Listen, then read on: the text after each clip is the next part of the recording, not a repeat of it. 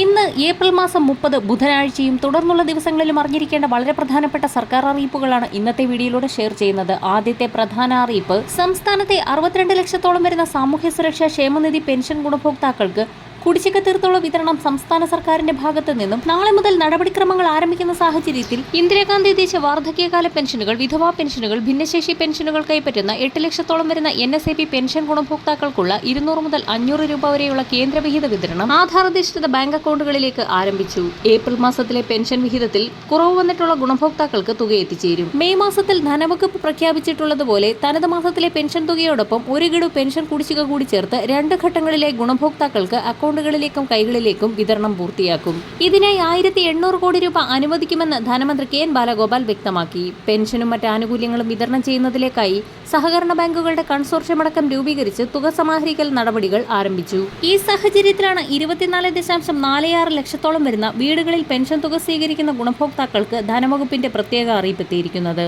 ഗുണഭോക്താക്കൾക്ക് സാമൂഹ്യ സുരക്ഷാ പെൻഷൻ നേരിട്ട് വീടുകളിൽ എത്തിക്കുന്നതിന് ഒരു തുകയും ഗുണഭോക്താക്കൾ നൽകേണ്ടതില്ല. പെൻഷൻ വിതരണത്തിനായി സഹകരണ സംഘങ്ങൾക്ക് ഓരോ ഗുണഭോക്താവിനും 30 രൂപ ഇൻസെന്റീവായി സർക്കാർ അനുവദിക്കുന്നുണ്ട്.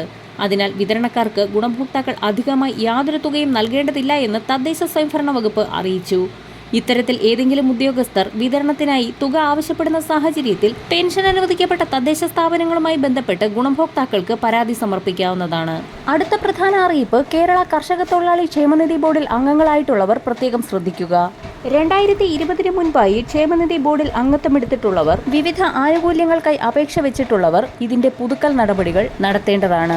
ആധാർ, ബാങ്ക് പാസ്ബുക്ക് ഡീറ്റെയിൽസ് എന്നിവ കൃത്യമായി നൽകേണ്ടതാണ്. ഓരോ ജില്ലകളിലും അതത് ക്ഷേമനിധി ബോർഡിന്റെ ജില്ലാ ഓഫീസുകളിലാണ് ഇത് സമർപ്പിക്കേണ്ടത്. രേഖകളിലെ കൃത്യത ഉറപ്പുവരുത്തുന്നതിന്റെ ഭാഗമായും പുതുക്കൽ നടപടിയുടെ ഭാഗമായിട്ടുമാണ് ഈ ഒരു നടപടി ഇപ്പോൾ ഏർപ്പെടുത്തിയിരിക്കുന്നത്. എന്നാൽ 2020 ശേഷം വിവിധ ആനുകൂല്യങ്ങൾക്കായി അപേക്ഷ വെച്ചിട്ടുള്ളവർ, വിദ്യാഭ്യാസ ആവശ്യങ്ങൾ, ചികിത്സാ ആനുകൂല്യങ്ങൾ, വിവാഹ ധനസഹായങ്ങൾ ഇങ്ങനെയുള്ളവർ ഇപ്പോൾ പുതുക്കേണ്ട ആവശ്യമില്ല.